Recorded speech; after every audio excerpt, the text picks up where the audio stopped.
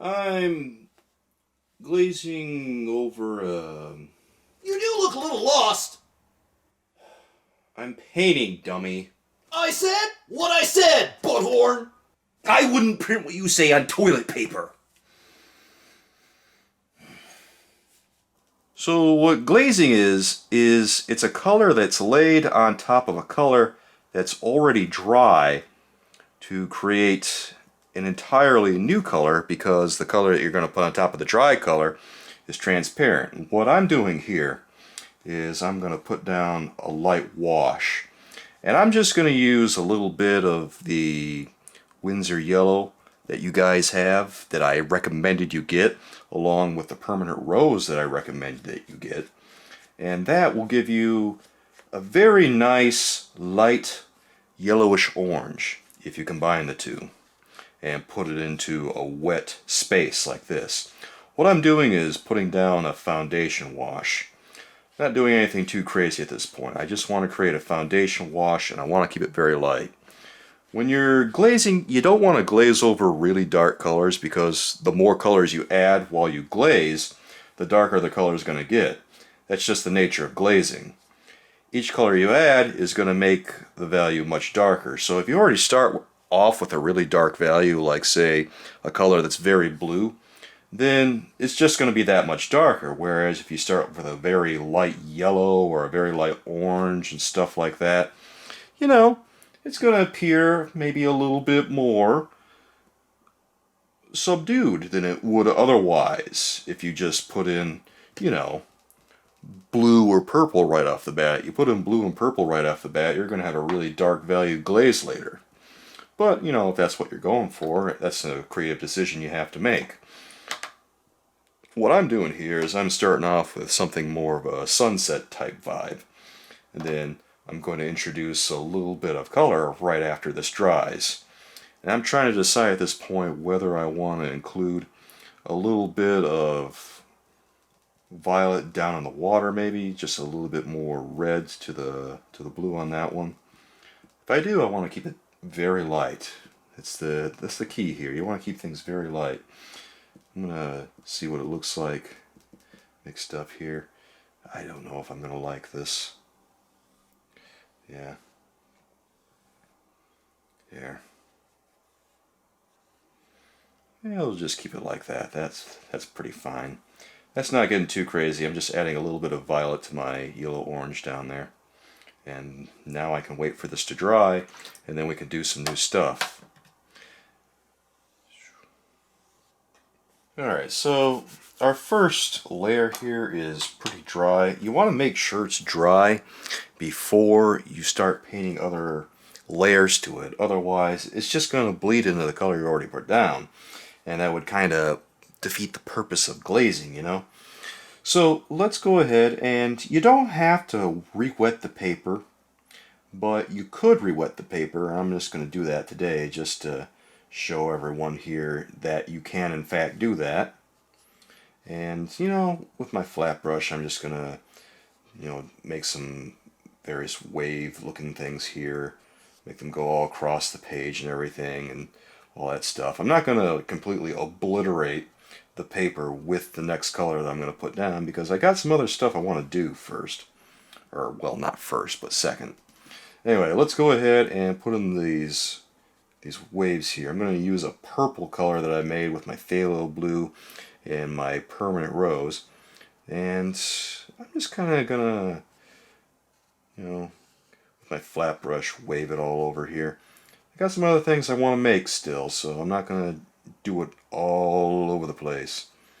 And you can kind of see that where I wet the paper, that's more or less where this color is going to be.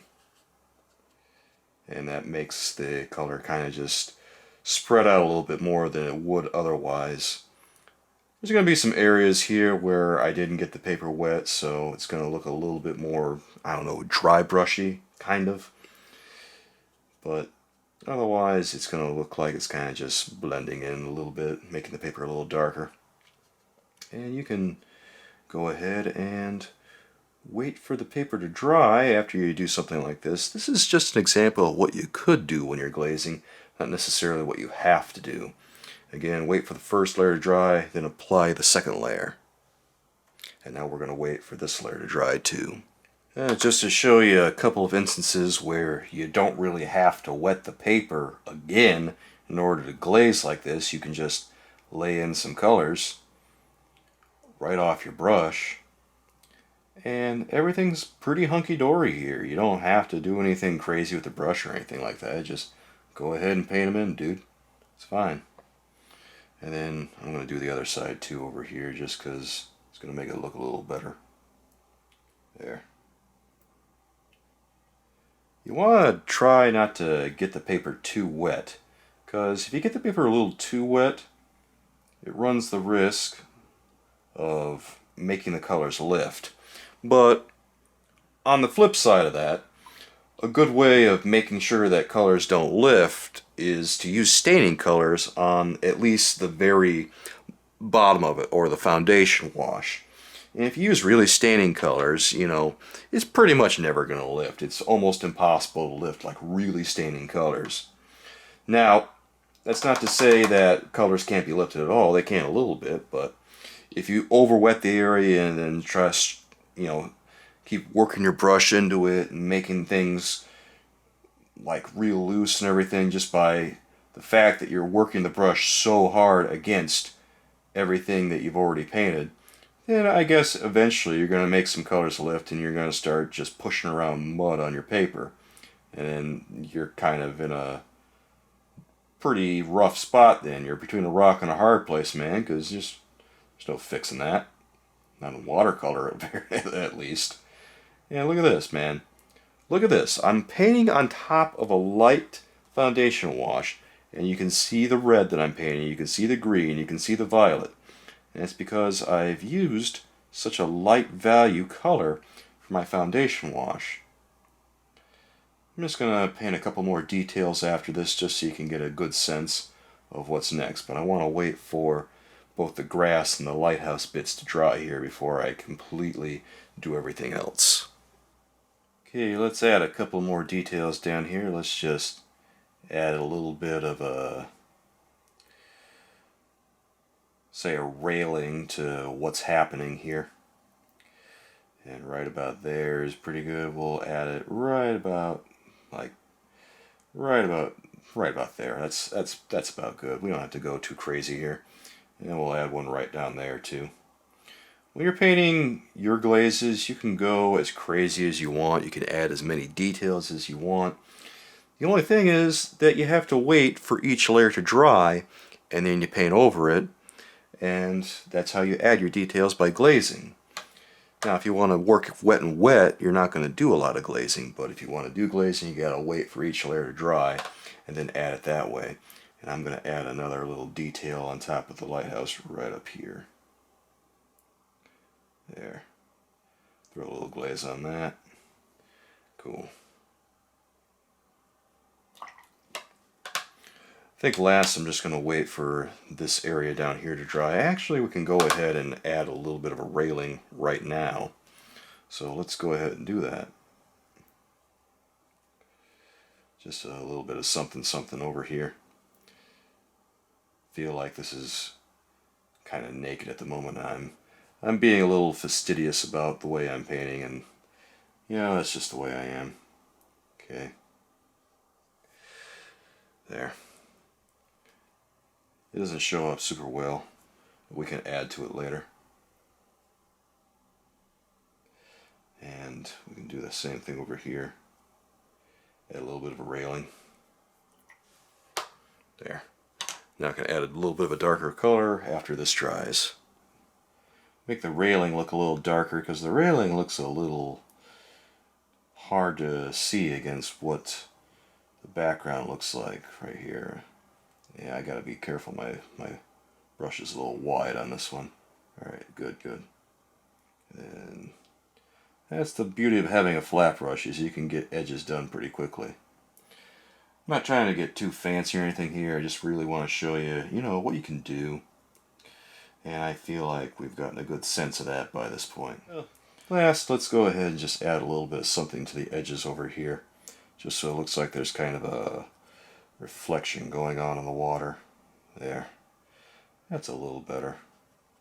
Maybe a little something over in here too. Yeah.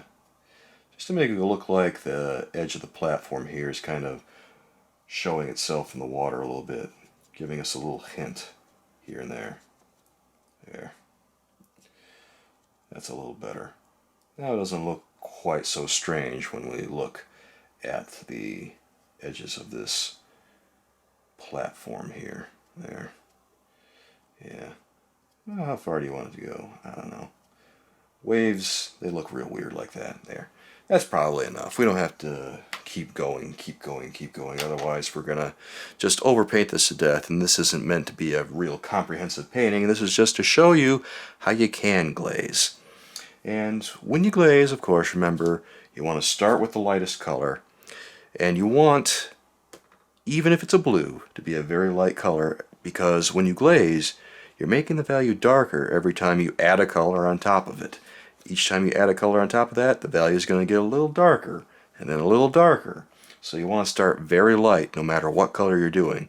And if you do start off with, say, a mid-value color, maybe you're trying to paint a dark piece, and that's completely fine, but you still got to make it the lightest color when you're laying down that foundation wash.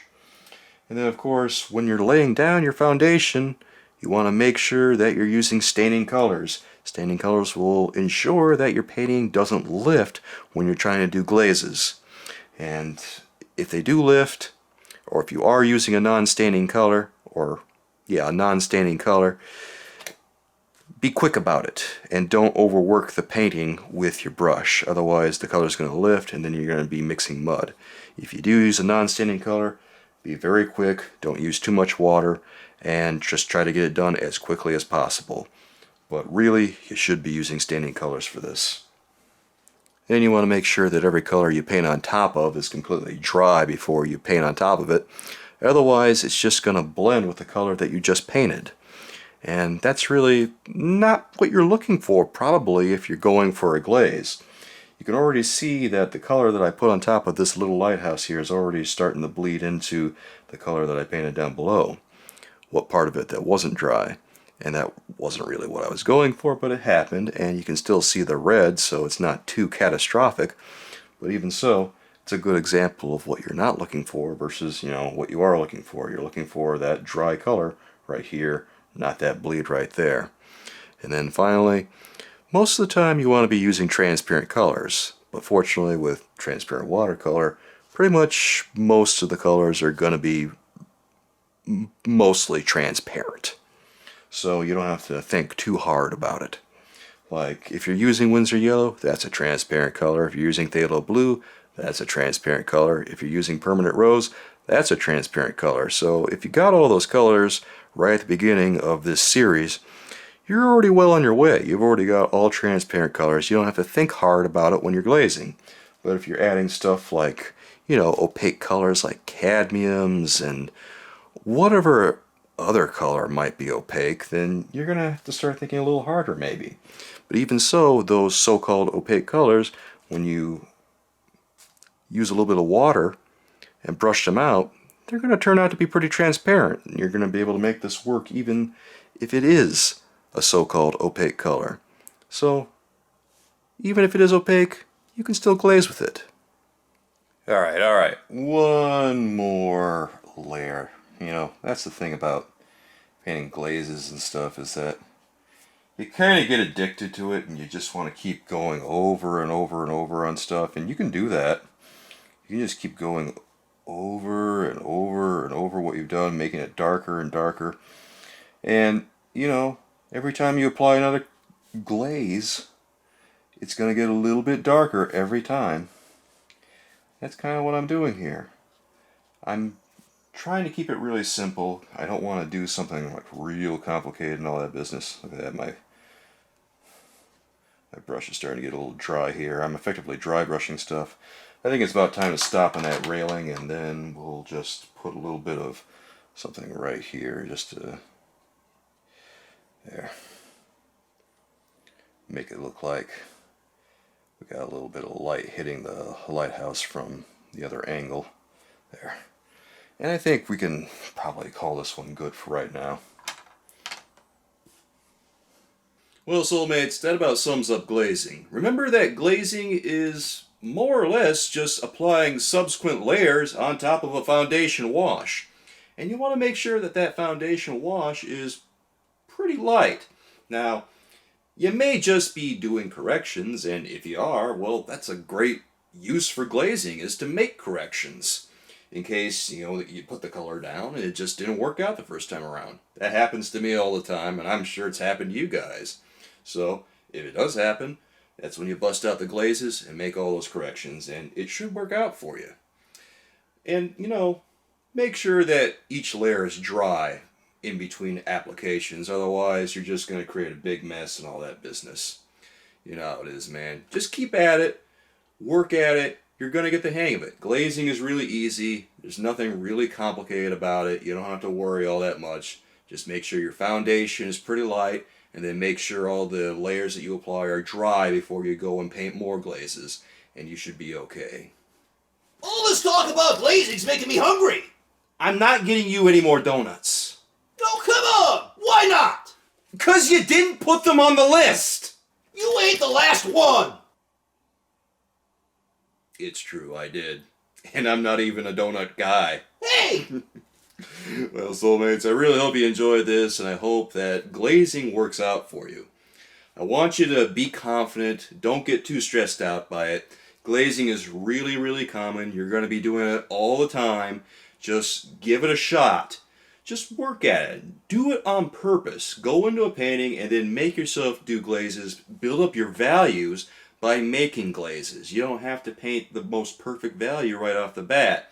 You can paint yourself a nice little wash, and then whatever details you have to paint on top of that that are a lot darker, go ahead and glaze it on top. Do it that way. You just want to go out of your way right now to practice those glazes. Remember, by now, if you've been following this guide, you should already have those 3 colors that I've been talking about.